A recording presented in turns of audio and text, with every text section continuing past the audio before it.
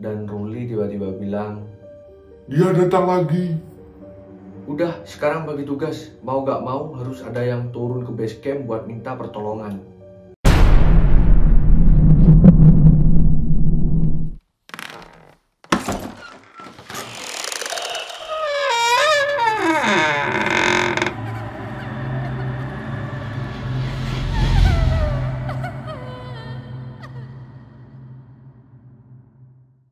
Selamat datang di Lucky Channel 99 bersama saya di sini di episode kisah pendakian.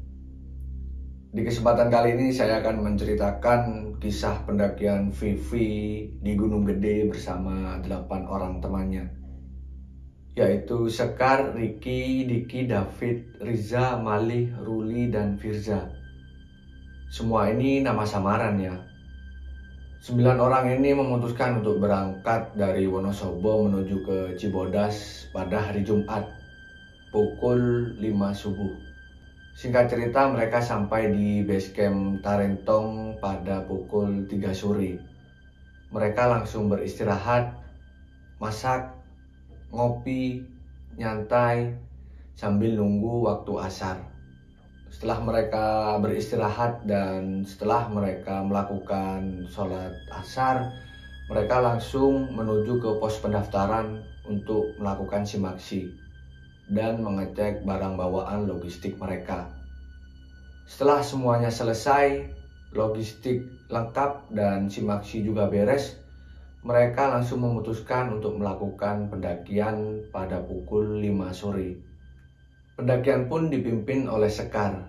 Meskipun dia cewek, tapi dalam rombongan itu Sekarlah yang paling berpengalaman soal gunung. Dan ditemani di belakang yang menjadi sweeper adalah Riza. Di sini mereka berjalan dengan santai sambil bercandaria hingga sampai mereka melewati trek bebatuan dan sampailah mereka di Telaga Biru. Di situ David mengajak break sebentar karena mungkin kelelahan, dan sekitar 10 menit mereka beristirahat. Akhirnya mereka langsung melanjutkan perjalanan menuju ke pos Panyancangan. Di tengah-tengah perjalanan menuju ke pos Panyancangan ini, Firza merasakan ada yang ganjil. Dia yang berada di posisi ke-8 dari 9 rombongan merasa ada yang mengikutinya. Lalu Firza bertanya kepada Riza, "Za, lu ngerasa ada yang ngikutin dari belakang nggak?" Ternyata Riza merasakan hal yang sama. Lalu Riza bilang, "Udah diem, gak usah dihirauin." Akhirnya Firza mengiyakan apa kata Riza dan lanjut berjalan sambil menghilangkan rasa takutnya, meskipun itu mustahil. Setelah mereka berjalan selama 20 menit, akhirnya mereka sampai di pos Panyancangan. Di situ mereka beristirahat, masak mie, makan, ngopi, dan santai. Dan tiba-tiba Malih bilang, "Kar, apa kita gak ngetrek besok aja? Soalnya perasaan gua udah gak enak nih." "Gak bisa, soalnya kan kita kejar waktu. Soalnya kita Senin udah UN." Dengan berat hati, Malih mengiyakan apa kata Sekar. Setelah cukup beristirahat, mereka langsung melanjutkan perjalanan menuju ke pos Rawadenok 1. Di tengah-tengah perjalanan itu, mereka merasakan ada yang ganjil. Di tengah-tengah mereka ngobrol asik bercanda, tiba-tiba Sekar bilang, "Nanti 20 meter di depan, jangan ada yang noleh ke atas kanan kiri ya, apapun alasannya." "Loh, memangnya ada apa? Kenapa?" "Udah, gak usah banyak tanya, lakuin aja." Kebetulan si Ricky ini cowoknya si Sekar. Mendengar Sekar bilang kayak gitu, Vivi dan teman-teman yang lain hanya bisa terdiam. Yang awalnya suasananya rame asik, tiba-tiba hening dan hanya ada suara binatang. Dan malam itu yang ada hanya rombongan mereka. Sedangkan rombongan-rombongan lain memutuskan untuk melanjutkan perjalanan besok di pos Panyancangan. Setelah lama suasana menghening, Akhirnya Ruli membuka pembicaraan. Zah, lu ngerasa ada yang aneh gak sih? Iya, gue ngerasa banyak yang ganjil di sini. Tiba-tiba mereka mendengar suara ketawa dari sekitaran mereka, tapi nggak tahu suara itu dari mana dan siapa. Sontak suasana makin mencekam. Vivi dan teman-teman yang lain terlihat lemas, ketakutan. Tapi dia penasaran, suara siapa itu? Sekar langsung bilang, udah jangan didengerin, lanjut fokus perjalanan aja, baca doa sebisa kalian.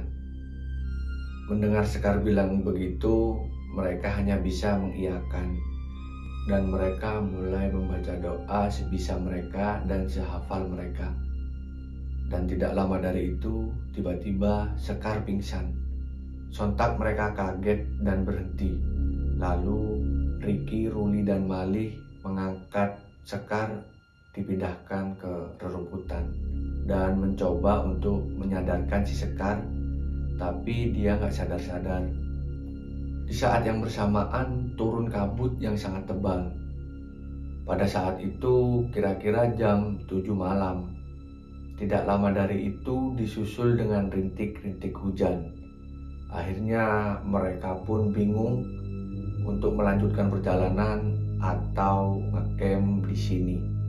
Setelah mereka berunding, keputusan diambil bahwa mereka akan melanjutkan pendakian besok dan ngediriin tenda di sana.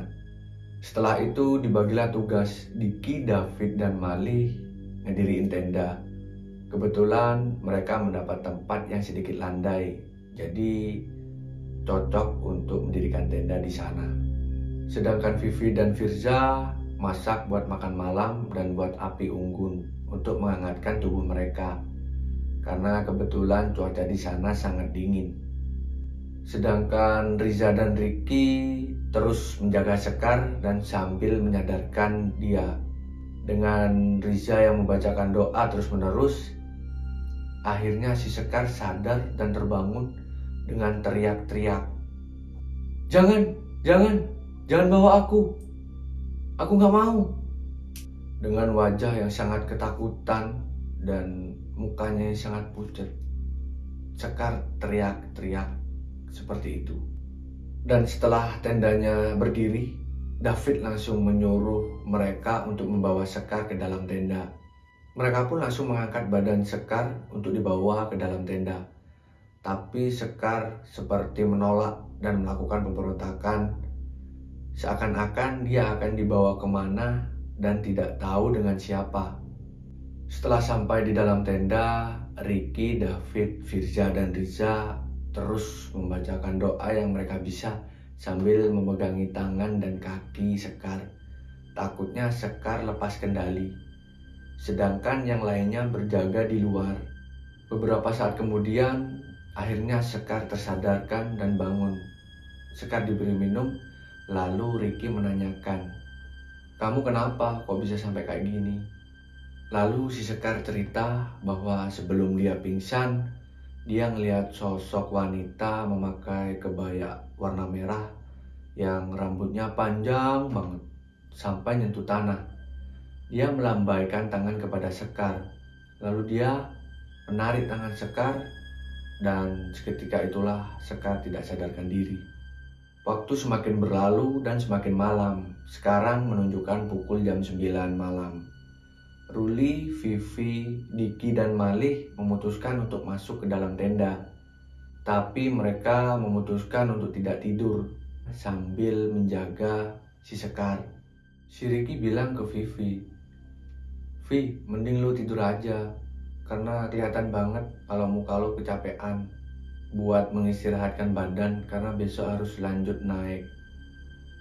Awalnya Vivi menolak, tapi makin lama tidak bisa dipungkiri kalau Vivi memang kecapean. Akhirnya mengiyakan apa kata Ricky. Lalu dia memasang sleeping bag dan berusaha untuk tertidur. Tepat jam 1 malam, Vivi masih belum bisa tidur. Dan si Ruli menanyakan, "Lu kenapa sih, Vi? Dari tadi gak tidur-tidur? Merem-melek, lihat sana sini. Lu kenapa sih?" "Gue gak bisa tidur. Gue ngerasa aneh aja di sini. Dan gak lama dari perbincangan mereka, tiba-tiba ada yang ngelempar tanah ke tenda mereka. Malih terus bilang, bukannya di sini kita hanya bersembilan ya? Wah, gak beres nih. Apa kita turun aja sekarang? Apa? Turun? Ini jam berapa? Jangan gila lu, risiko besar di luar sana. Lalu mau mati konyol di sini? Udah, gak usah bertengkar. Kalian ini lagi kayak gini aja cepet-cepetnya bertengkar. Setelah mereka cekcok, tiba-tiba di luar ada suara barang jatuh kenceng banget. Lalu mereka semua langsung terdiam. Diki menanyakan, apaan tuh? Diem, baca doa aja. Kemudian setelah itu kedengaran lagi suara.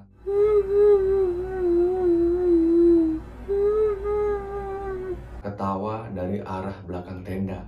Saking takutnya, Vivi menangis sejadi-jadinya. Dan Riza mencoba untuk menenangkan dan memberi instruksi kepada mereka kalau jangan ada yang melamun dan tetap membaca doa. Beberapa saat kemudian, sayup-sayup suara tangisan itu menghilang. Dan mereka pun merasa sedikit lega. Tapi tidak lama dari itu, muncul lagi suara ketawa yang melengking dan disertai dengan bau wangi-wangian dan bau anyir darah. Lalu si Sekar tiba-tiba bangun dan pengen langsung keluar tenda. Sontak teman-temannya langsung mencegah si Sekar. Tapi Sekar tetap memaksa pengen keluar.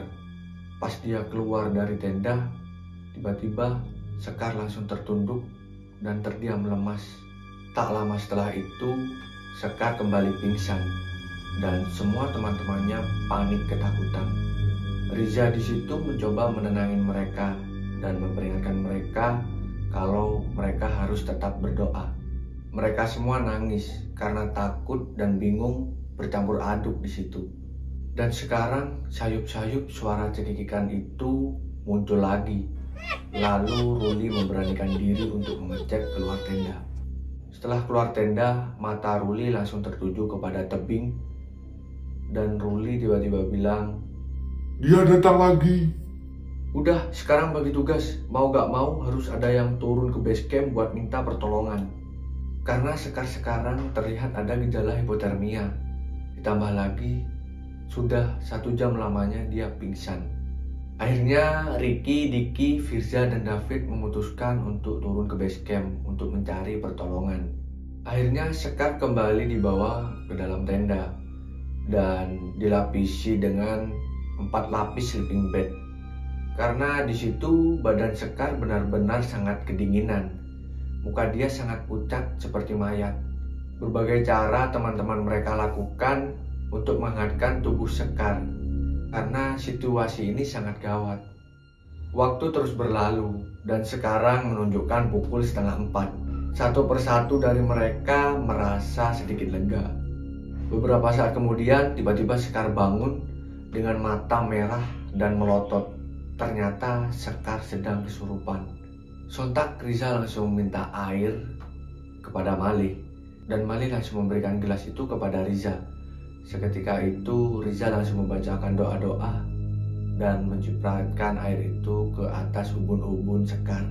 Seketika itu Sekar merasa kesakitan dan keloyotan seperti kepanasan. Dengan suara yang agak berat dan serak, Sekar bilang, "Pulanglah kalian. Aku tidak suka dengan kehadiran kalian yang beranggotakan ganjil. Segera pergi jika ingin pulang dengan selamat." Setelah menyampaikan pesan itu, sosok yang merasuki Sekar langsung menghilang.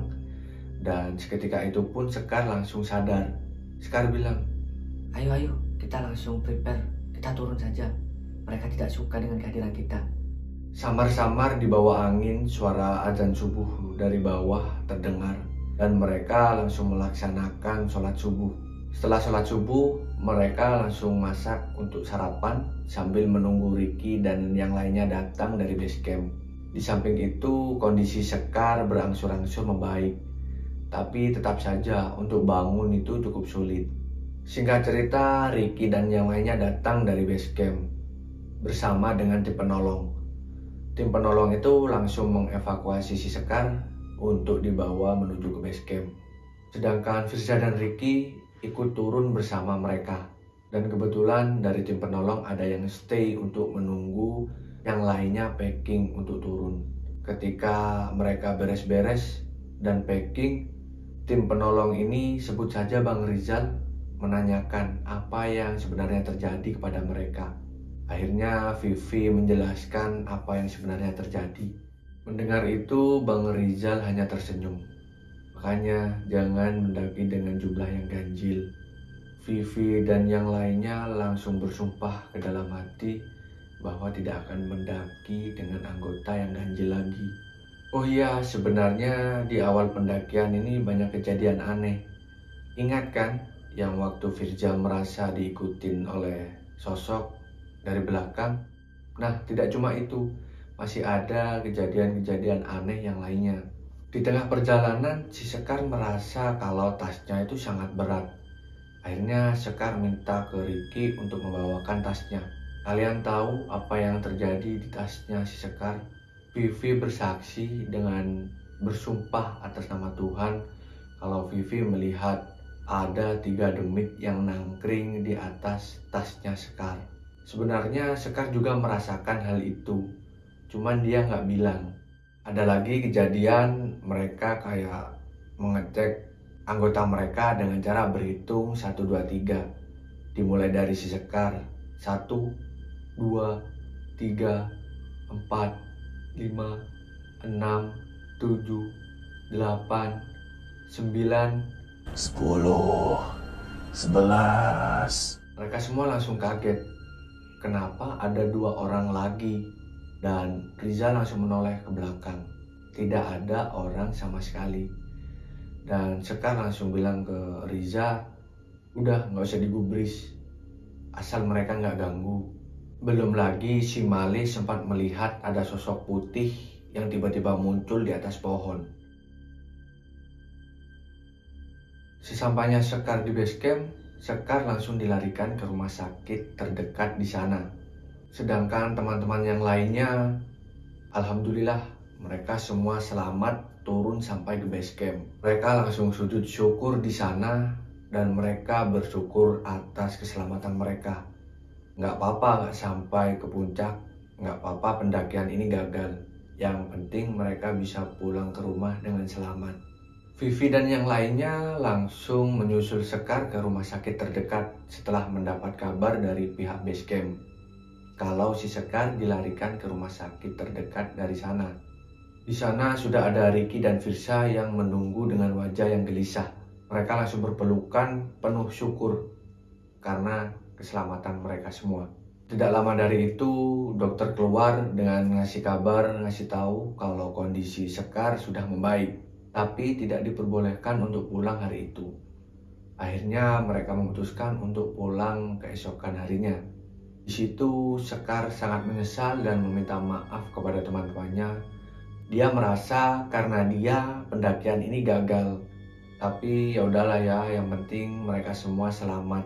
Nah, di rumah sakit itu mereka cerita-cerita tentang kejadian yang ada di Gunung Gede. Nah, kita balik di waktu dimana Sekar pingsan di tenda, yang dia ngotot ingin keluar.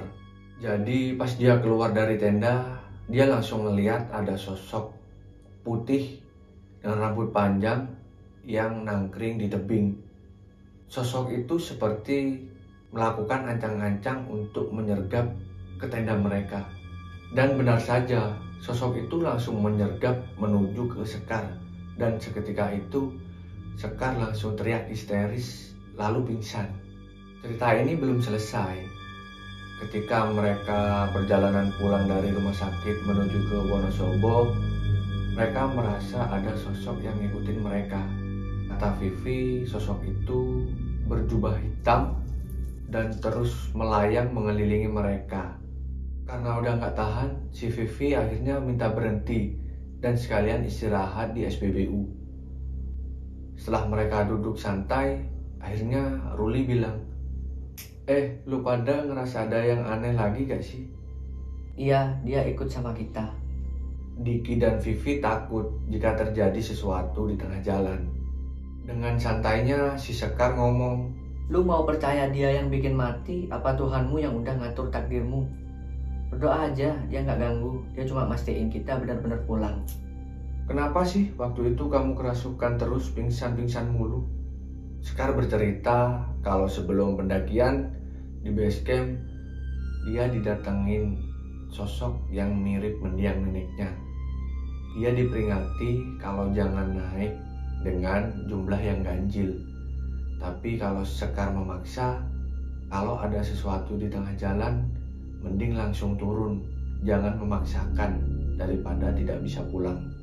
Itu pesan dari sosok yang mirip mendiang neneknya. Sebenarnya feeling Sekar sudah nggak enak. Tapi David dan Diki ngotot untuk naik ke Gunung Gede. Sekar juga cerita kalau di tengah-tengah menuju ke pos Panjanjangan, Sekar melihat di tengah-tengah pepohonan ada portal gede banget berkilau kayak yang terbuat dari emas. Sekar yakin kalau itu portal menuju ke alam lain. Dan si Riza juga bilang kalau dia ngeliat itu. Cuman Riza nggak tahu itu apaan. Makanya dia nggak cerita. Riza juga mengaku kalau dia sempat melihat portal itu. Cuman dia nggak tahu itu apaan. Riza liatin terus samar-samar dari dalam portal. Kayak ada anak kecil, matanya kecil, sipit, kayak anak Jepang. Bawa boneka kayu sambil melambaikan tangan kepada Riza. Seperti mengajak Riza untuk masuk ke portal tersebut. Riza juga mengaku kalau dia sempat ngerasa tersedot ke dalam portal.